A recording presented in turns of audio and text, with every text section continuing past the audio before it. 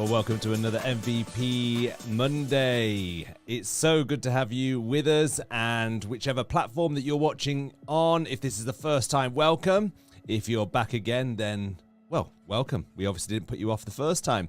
So this evening, this is what we're going to be doing. We're going to be taking you to some content that I recorded a couple of months ago, but it was such a significant message that I really wanted to use it in the build-up to the launch of our MVP journey, which is going to be available very, very soon. MVP journey, what is it? It's a 7-step journey that you can go on that helps you to discover your mission, to understand the values that are going to drive the person that you need to become to deliver that mission, and then the plan that's going to inform the priorities that you have each day, so that your mission isn't just some fantasy that is way off in the future, that is wishful thinking, but it's an actual plan giving you actual steps to deliver on that mission. And so we're going to be launching that very, very soon. But in these Mondays leading up to that launch, which is going to be in April, by the way, I want to be sowing some seed. I want to be laying the foundation on some really important principles, all of which are going to be enhanced and going to go deeper on some of these principles on the journey. But this is going to help you prepare the ground, prepare your mindset, prepare your thought process to get a little bit of insight into kind of the source material, as it were, behind the course. So I hope you enjoy the next half an hour or so. Put some comments if you're watching this live. What's standing out to you? What's getting you thinking?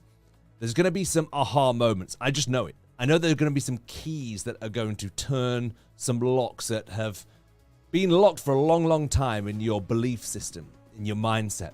So let's be expectant. Get a notepad ready. Get your device. Make some notes. Stick some comments in. And I'll see the other side of this content. And then I'll tell you more about the MVP journey that is coming up. Enjoy.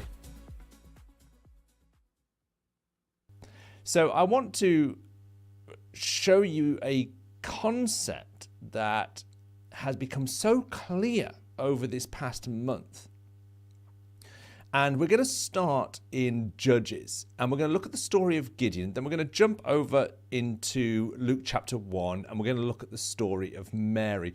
And let me remind you, High Performance Disciple is about understanding that when you combine spiritual principles with high performance strategies, that it is an explosive combination that can have extraordinary and exponential impact on our world and the world.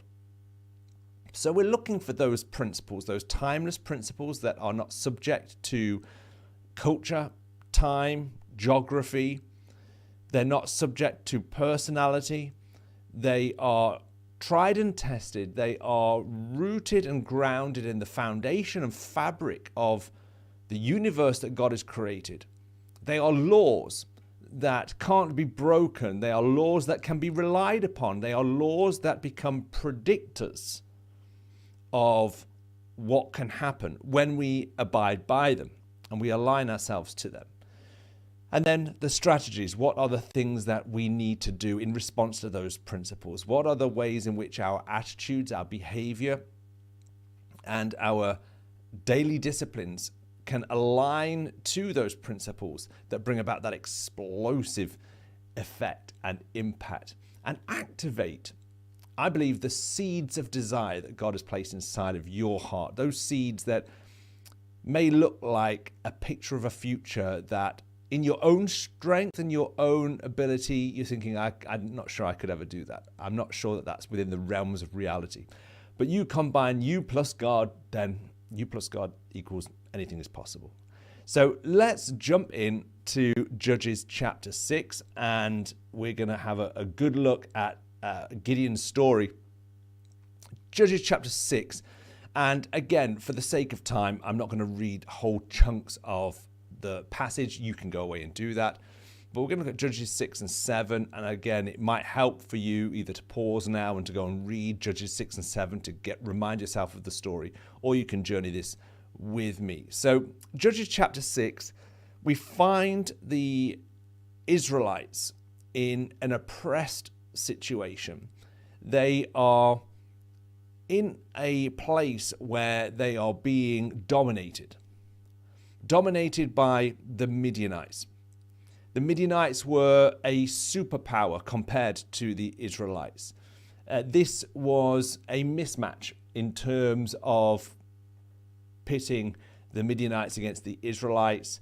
This was, I use the football analogy, and go with me if you understand this. It's like pitting Man City against Dorking. I'm not even sure it's Dorking Town or Dorking United of the National League. You know, just poles apart in totally different stratospheres of the game. That's the kind of comparison, I guess, between these two nations.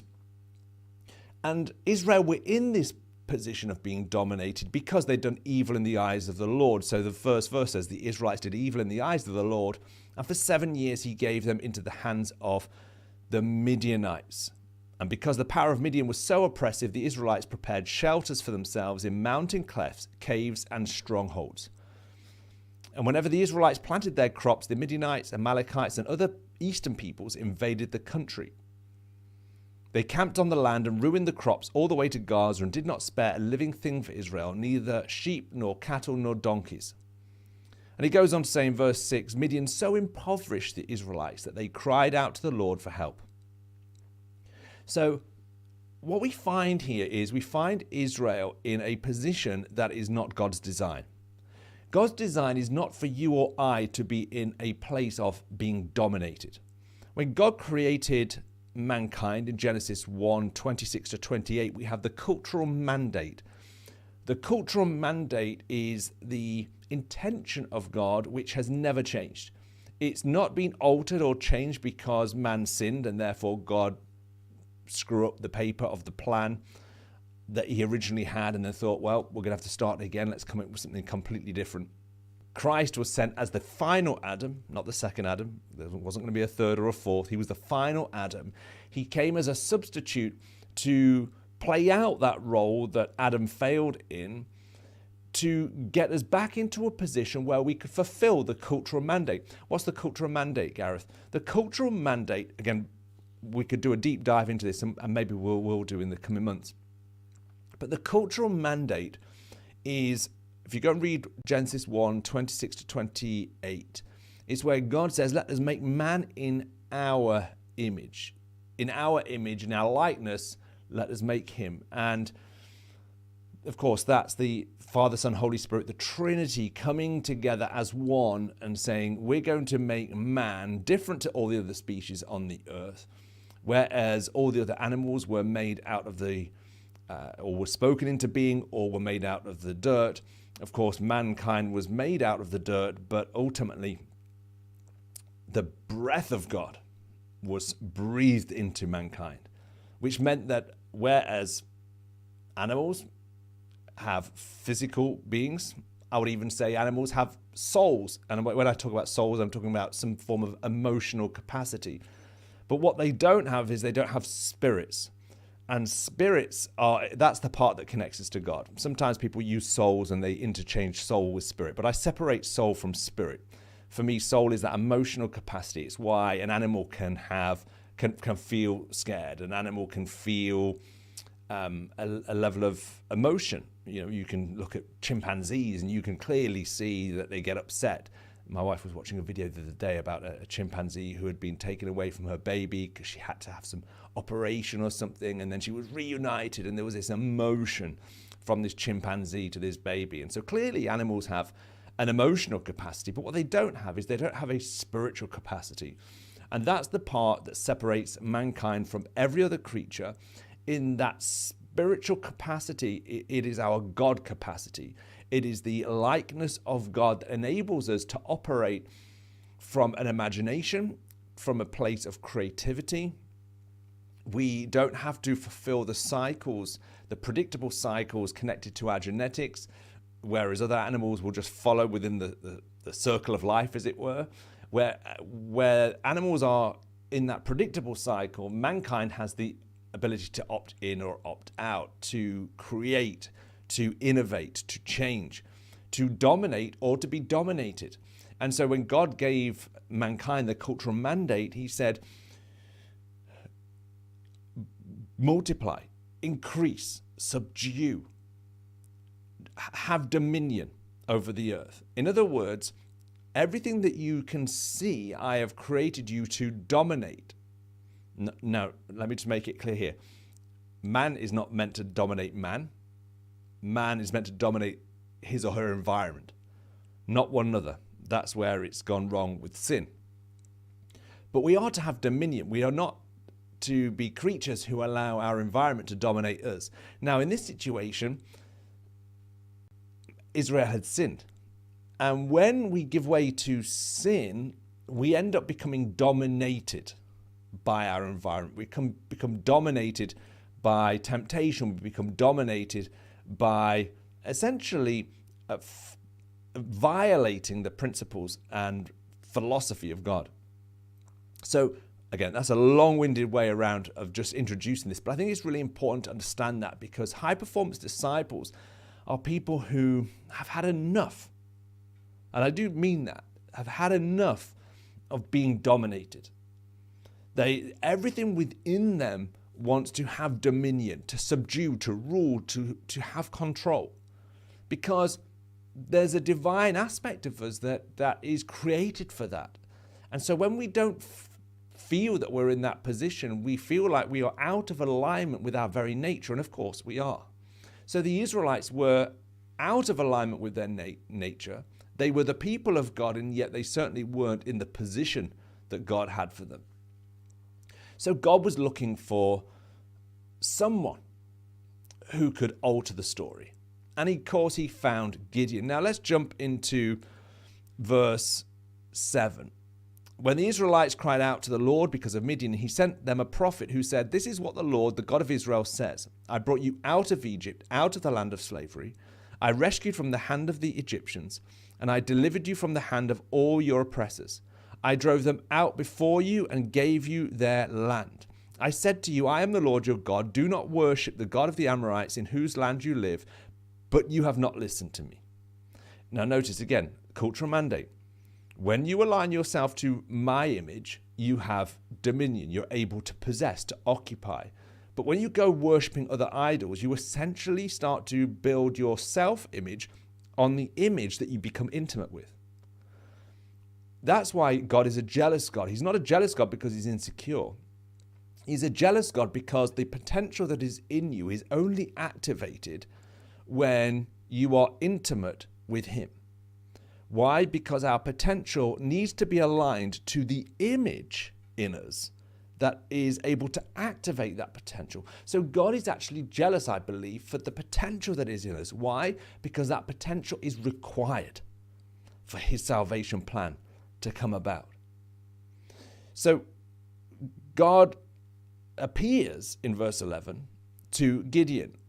And of course, we know, as is the case throughout the whole of the Bible narrative, that God doesn't choose or pick ready-made people. People who have got the CV and they've got all the boxes ticked.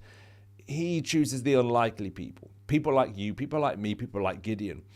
And people like Mary, of course, which of course we'll jump across to in a few moments. But the angel of the Lord, verse 11, came and sat down under the oak in Ophrah that belonged to Joash the Abiezrite, where his son Gideon was threshing wheat in a winepress to keep it from the Midianites. When the angel of the Lord appeared to Gideon, he said, "The Lord is with you, mighty warrior." Lots to be said here, but I'm going to keep it brief. Gideon had hidden himself in a winepress. He was in a place where there was a lid on him. And he was acting out in his own individual life the narrative of the Israelites, which was, you hide away because you are being dominated. He was hidden away in fear. when we hide away, it is a reminder that we're operating according to our sinful nature, not our God nature. What happened when mankind brought himself from under the jurisdiction and reliance upon God in the Garden of Eden? He hid. They hid. You see, suddenly we become self-conscious the moment we become out of alignment with the image of God in us. The moment we try and start to form our own image, we become self-conscious. So Gideon, just like the Israelites, were hiding away. They were hiding away in mountain cliffs. They were hiding away in caves. They were hiding away in wine presses. Question to you right now, are you hiding? Now, it's not. I don't think it's just a case of being as binary as yes or no. I think there are environments where we don't hide, and we've kind of got a level of dominion and breakthrough, but there are other areas and environments where we do hide. And I believe in this coming season, the challenge is that God needs people who are willing not to hide anymore. Not to hide. To come out of hiding. But in order for us to come out of hiding, we've got to overcome the self-consciousness. And to overcome the self-consciousness, we've got to have a fresh revelation of who we are. And let me just say that, there's a layer behind that. For us to have a fresh revelation of who we are, we've got to have a fresh revelation of whose we are. So the angel of the Lord came and said, "The Lord is with you, mighty warrior." Now immediately there's a contradiction. And Gideon recognizes the contradiction because the angel declares on behalf of God, God's perspective. And God's perspective is never bound by time. God's perspective is an eternal perspective. Eternity is not wrapped up in time, therefore it is the fullness of truth and reality. So when God speaks, he speaks from the end to the now. He doesn't speak from the now. And so he sees Gideon exactly as he is. But the problem is Gideon, like you and I, are influenced and impacted by the fact that we are in time. We are partway through the story. We have our baggage from our past. We have our experience. We have our failures. We have all the things that we've seen, and they become sometimes the shapers of our identity. We are more convinced by our track record than we are by our heritage in who we are in Christ. And so immediately Gideon replies, "Pardon me, my Lord," Gideon replied, "but if the Lord is with us, why has all this happened to us? Where are all his wonders that our ancestors told us about when they said, 'Did not the Lord bring us out of Egypt?' But now the Lord has abandoned us and given us into the hand of the Midian." So what God does is, in order for us to get into the position where he can start to truly open up doors of influence, to shape culture and to shape society, he has to deal with identity. And identity, your identity and my identity, Gideon's identity, Mary's identity, as we will look at, is the story that we're telling ourselves. You see, the story that Gideon was telling himself was that he was the least in his family, that his family, in fact, he goes on to say, "How can I save Israel?" Verse 15. "How can I save Israel? My clan is the weakest in Manasseh, and I am the least in my family." So the story that I believe is that I can't be chosen because of my heritage. I can't be chosen because of my current predicament and my circumstances. And so the story that we tell ourselves literally becomes the lid. He's in this wine press with a lid on. It becomes the lid that holds us back. Now, let me jump into Luke chapter 1.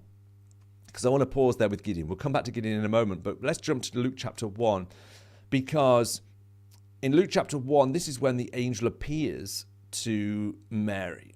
And Luke chapter 1, verse 26 says this: "In the 6th month of Elizabeth's pregnancy, God sent the angel Gabriel to Nazareth, a town in Galilee, to a virgin pledged to be married to a man named Joseph, a descendant of David. The virgin's name was Mary. The angel went to her and said, 'Greetings, you who are highly favored. The Lord is with you.' Mary was greatly troubled at his words and wondered what kind of greeting this might be. But the angel said to her, 'Do not be afraid, Mary. You have found favor with God. You will conceive and give birth to a son, and you are to call him Jesus. He will be great and will be called the Son of the Most High. The Lord God will give him the throne of his father David, and he will reign over Jacob's descendants forever. His kingdom will never end. How will this be, Mary? Asked the angel, since I am a virgin. So immediately, again, it happens every single time when God steps in from the eternal perspective into the now and brings that eternal perspective, it produces a contradiction. You see, when you bring the end of the story into chapter 2 or chapter 3, there's a contradiction because there's a whole heap of stuff that hasn't yet happened. But God does that because he creates a contradiction, because the contradiction is what is going to realign our identity.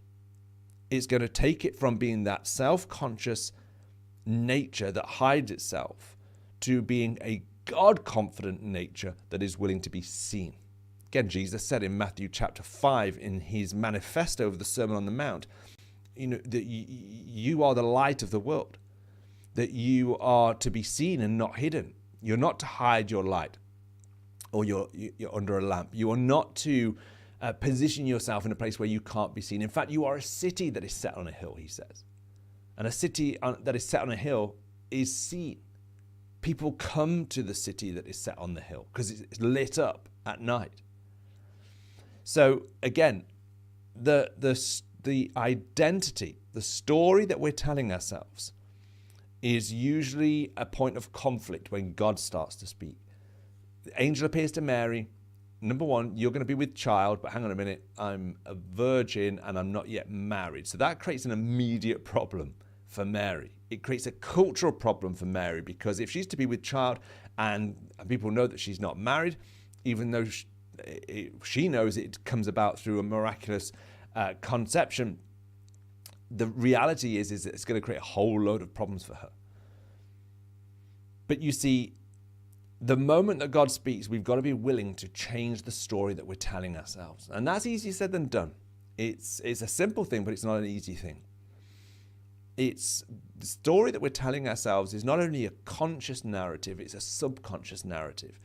It's something that is shaping a good chunk of our daily choices and decisions that we're making. We always choose and operate out of that identity. Our identity is like the operating system of the device or computer that you're watching on right now. Your operating system determines the apps that you can download and you can operate. If you don't have an up-to-date operating system, then certain applications cannot be used. You can be given an application by God that says, this is what I want you to do. This is the plan that I've got for you. But if you've not got an operating system on which that application can work, then there's a challenge. God has to do a deeper work in us in order to bring the operating system up to update it and to bring it to a place where the application can work. And so for Mary, that's exactly what happened. And the great thing is with Mary, as we will see with Gideon, is that there was a receptivity to the story being changed. And you may say, well, surely everybody, Gareth, is willing for their story to be changed. Let me say right now, this is what separates high-performance disciples from other people who follow Christ. Because ultimately, you can be a follower of Christ, and there's a proximity that you can be at that will determine the level of change that you'll experience. We know that people believed in Jesus, but he wouldn't have them around him. There were people that walked away from Jesus because his teaching became too hard. We're not told that they walked away from him and stopped believing. But we just know that the level of proximity to Jesus, which, by the way, determined the level of impact those disciples could have, was determined by the willingness that they had to have their story shaped and changed. So let's jump back to Gideon, because what happens next, of course, is quite significant. And there's a key thing that God says to Gideon that I think is so significant, and significant for the months and the year that is ahead. So after this exchange of words that Gideon has with the angel, with the Lord, God says this through the angel: the Lord said to him, Go in the strength you have and save Israel out of Midian's hand. Am I not sending you? So it's really interesting because right now it doesn't look like Gideon has any strength. In fact, what we see is more weakness than strength. But God always speaks to what we carry, even if it's not our current reality. You see, our potential is our capability and capacity to deliver on what God has assigned for us to do. But we may not be living in the reality of that, in the experience of that. Let me use another analogy maybe that could help us. So I could say, right, I've deposited $10 million or pounds into your bank account right now. But if you don't believe me, then you're not going to go and check that bank account, and you're not going, that 10 million is still yours, but you're not going to live in the reality of it. It's not going to have any bearing or influence on your daily life. So can you see how you can be in possession of something but not having activated it? So God says to him, he says, go in the strength that you have. You see, our lives are like seeds.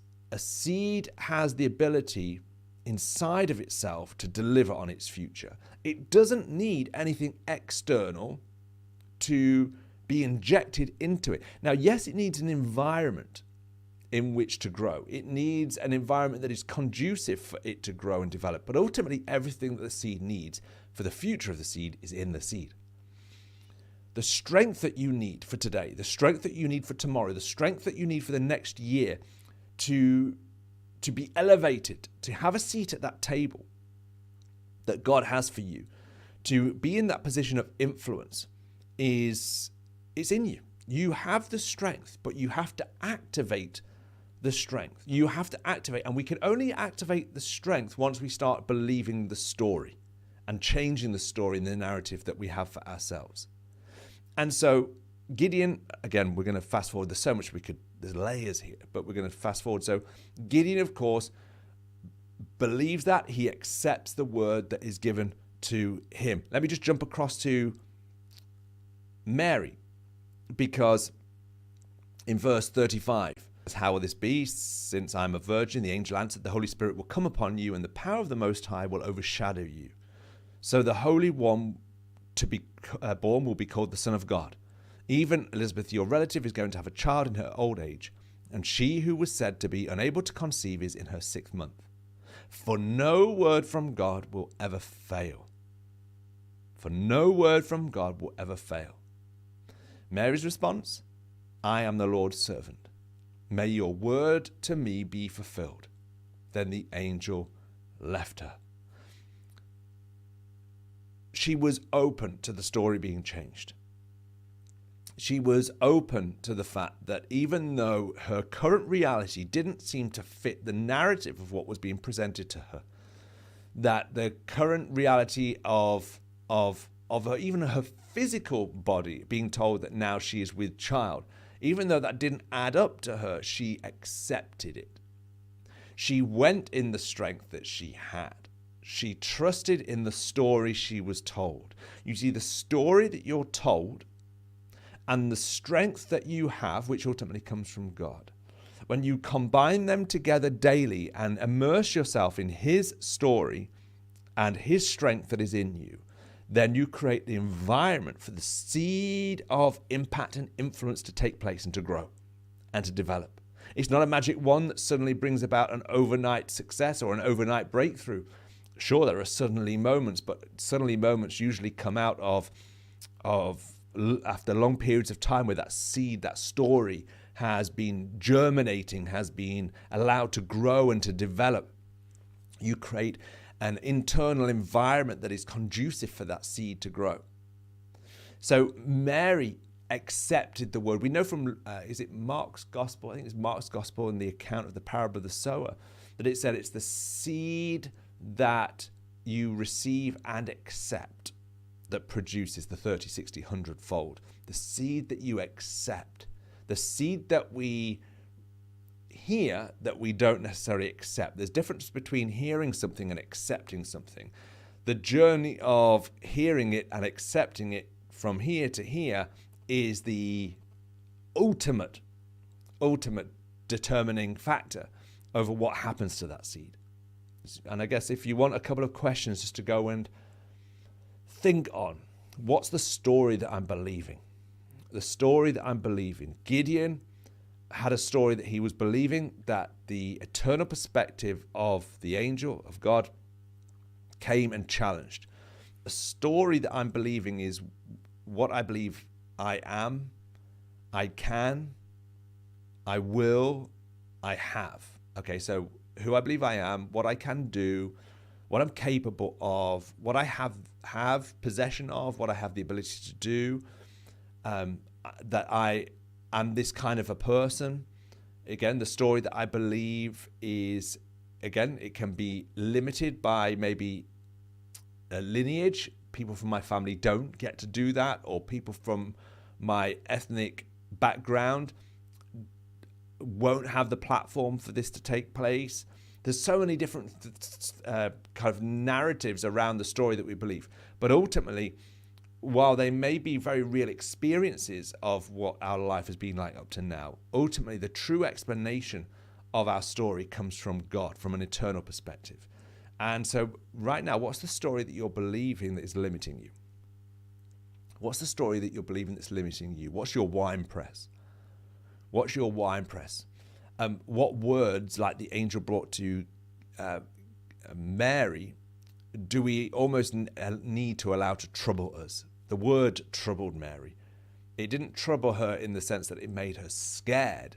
It made her aware. Again, holy fear is different from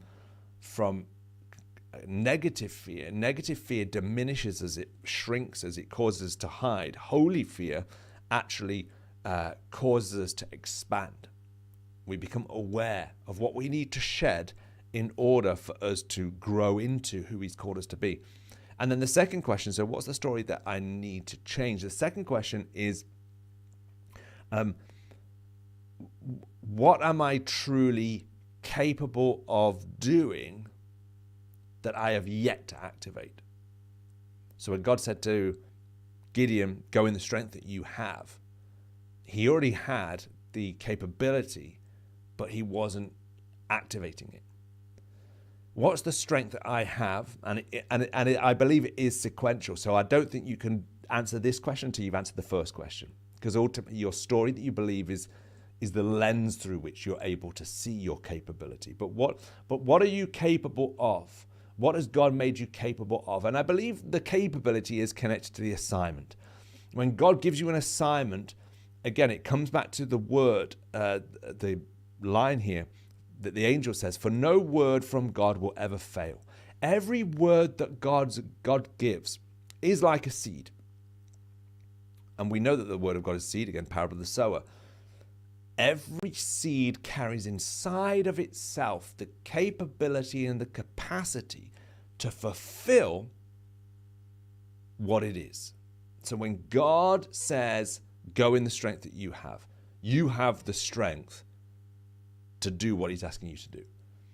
When God spoke the word to Mary, in the word that was given was the capacity to have miraculously conceived in her womb the Messiah, Jesus Christ. The word gives way to presence. The word gives way to the promise. So the word that we are given carries the capability and capacity. And so we have to, you see, before you can jump into the what am I supposed to do in my life, or how am I supposed to get from A to C? What does B look like? And that's been a big thing for me this year. Looking at the almost the leap between the chasm of A and C. If A and C were almost like the peaks of two mountains, and then B in the middle is this valley, and it just how do I get from A to C, God? And so often we can get caught up with those questions, and those are important questions to answer, and we're going to answer those. In fact, we're going to answer those in our next conversation. But the way that you discover the how and the what is by, first of all, getting in place the who and the why. What's the story that I am believing, my identity? Who? Why am I alive? What's the capability that God has given to me that I need to activate? And again, the why that I'm alive is my ability to contribute. It's my ability to deliver. And this is what I want to kind of bring here. In fact, I'm gonna park here. I'm gonna be a bit cruel and kind of leave you, I guess, perched on the edge here of the next part of what I want to deliver. But I promise I will deliver it to you. But when we realize, I think it's 2 Corinthians chapter 5, where Paul talks about we have this treasure in earthen vessel. We have this treasure in jars of clay. We have to understand the difference between the container and the contents. You see, again, Mary's story is a brilliant story to example this, but it's the same pattern for every character that we carry, that we have in the Bible. Mary was a container, and our story is about being a container that carries glorious contents. The problem comes when, again, and this comes back to the cultural mandate, when we come out of alignment with God, our value is determined by the container. We spend our whole lives trying to build a pretty container, a beautiful container, a container that is going to be admired. And our container can be our career. Our container can be our material assets and resources, our net worth. Our container can be our physical appearance. It can be many different things. It can be accolades, trophies, letters after our names. And there's nothing wrong with any of those things. But ultimately, the container does one thing. It carries contents to deliver those contents from one place to another. And so we can spend our whole life on the container and totally ignore the contents. And your purpose and my purpose is not about me. It's not about you. It's about delivering the contents that God has deposited inside of us. And for Mary understood that this, whilst is a message being given to me, this actually isn't about me. I am a container carrying the contents that just so happens to be the Son of God, the Messiah. And I am going to yield myself and surrender myself to be fit for purpose. The purpose of delivering the contents. The moment I make my purpose about me, I suddenly make it about the container and not the contents, which is, if you were to use the analogy of, you were sending something to somebody, something that was precious through the delivery system, somebody taking it and either flying it or delivering it via van or car or whatever. Ultimately, you package it, but it's all about the contents. In fact, the packaging is, and how you package something is usually connected to the contents. If it's fragile, there'll be lots of packaging to protect it. If it's something of size, then again, you get an appropriate package. The whole idea of the package is built around the contents, but what the enemy will try and get us to do is to make our whole lives about the package. And when we do that and we lose joy because something in us isn't aligned. And so Mary absolutely teaches us that the joy is in recognizing and knowing I am just a container. Being a high-performance disciple, it's learning to separate the container from the contents. That actually, even though I may see a container that looks ordinary, everyday, almost unlikely to carry the contents that I do have, ultimately I am just a container. But what I do have is I have stewardship of the contents. And I have to steward the contents. I have to realize that that my inability to value the container, I have to be careful that that doesn't suddenly determine how I treat the contents. Some of us are mistreating the contents because we determine the value of the contents by the container. But we have to really spend some time on those two questions. Who am I? What's the story that I believe? Why am I alive? What am I truly capable of? And learn to distinguish between container and contents. And recognize today that your intrinsic value is determined by the contents and not the container. God saw you as fit for purpose to carry the most incredible contents. What's that contents? It's the glory of God. What's the glory of God? It's the solution on heaven's solution to earth's problems. That's the glory of God. That's the simplest way. The term glory is multifaceted, but in simple man's terms, for me, the glory of God is heaven's solution to earth's problem. God wants to manifest his glory on earth as it is in heaven. What does that look like? It looks like solving a problem. That looks like through your career, through your pathway, through the business that you run or the business that you believe you'll run, through the role that you have or the role that you are aspiring to move to, that you will bring a solution to a problem. And that is the delivery of the contents, the glory of God. And recognize that you will deliver that glory if you can learn to separate the contents from the container and recognize that the container needs to believe the right story, that I will deliver this, that I am capable because God has put this contents in me, this value in me, this strength in me, and I will deliver this, and ultimately will bring glory to him. Fantastic. Well, I hope you enjoyed that. I hope that got you thinking. We're going to be putting out clips of that talk throughout the week. If you are already subscribed to our mailing list, then you will get that. But if you have not yet subscribed, then why don't you sign up for the MVP plan? Just watch this clip about the MVP plan, which you can download now for free, and then I'll come back to finish off with.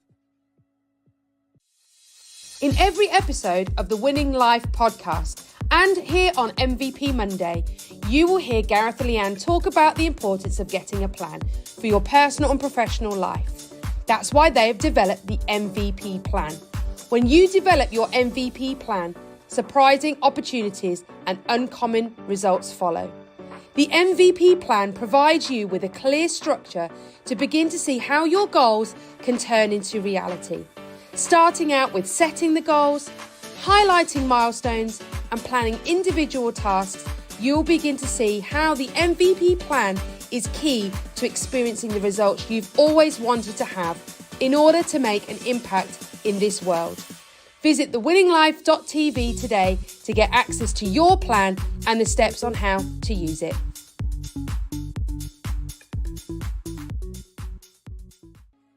April the 17th. Put it in your diary.